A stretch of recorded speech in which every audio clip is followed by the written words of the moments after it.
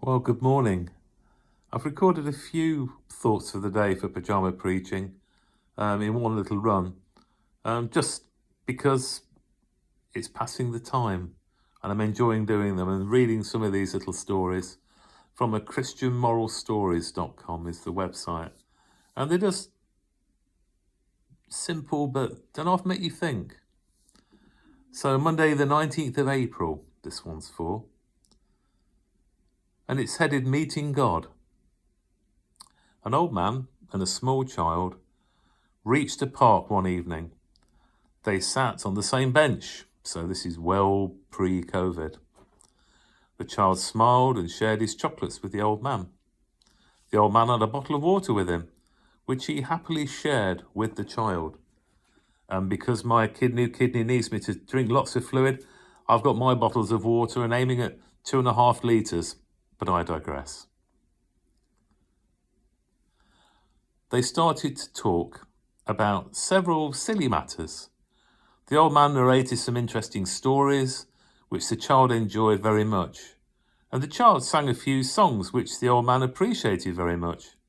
As the sun was setting, they parted, embracing each other and promising to come there every day. Reaching home, the child told his mother, "Mummy, I met God today. His hair was silver-coloured and was very old. He was full of love and told me a lot of nice stories." The old man reached his home and told his son, "Today I met God in the park." His son did not believe the old man's words. Then the old man continued, "He is just a little child. He was very affectionate and kind to me. We had a very interesting time together today."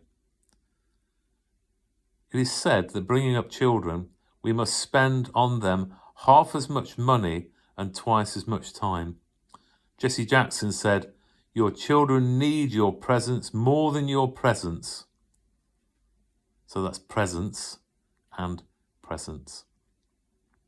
H. Jackson Brown Jr. said, "Always kiss your children goodnight, even if they're already asleep." And King David sang in the Psalms, "Children are a gift from the Lord. They are a real blessing." Psalm 127, verse 3. And Jesus, in those most powerful words, said, "Let the children come to me, and do not stop them, because the kingdom of heaven belongs to such as these." Matthew 19, verse 14.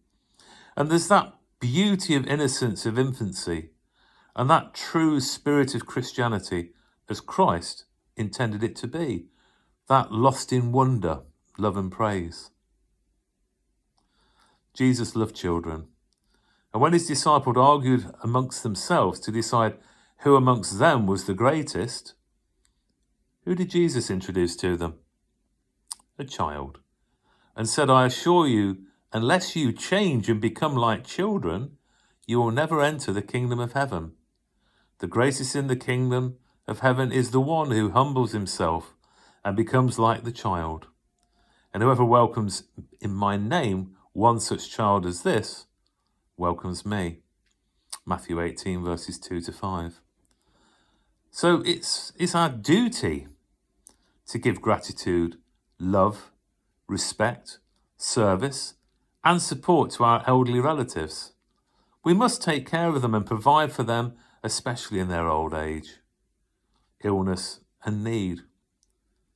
And having looked after Mum with dementia, the joy of being able to look after Mum was just overpowering, overwhelming. And actually, by giving love and service to the ones that we love, we can add days to their life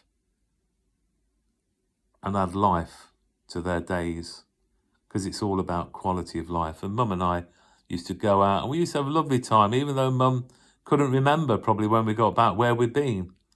But just that sharing time together, especially now in lockdown, that's going to be, well, almost impossible unless they're part of your same bubble or living in the same home. So worried over the lack of love amongst some of the people in Corinth, St. Paul wrote to them one of his famous letters about wisdom and real love.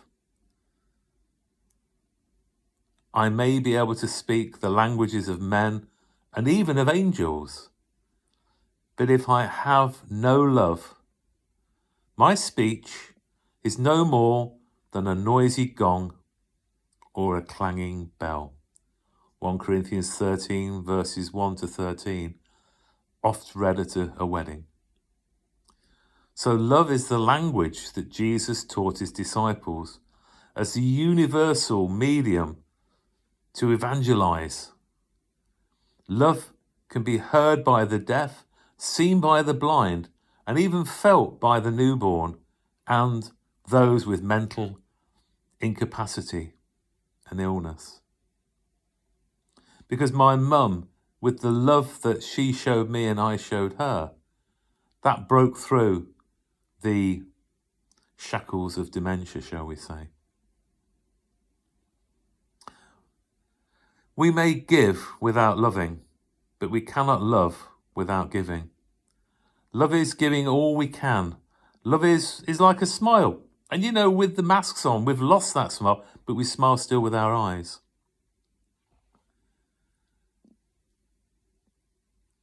Love has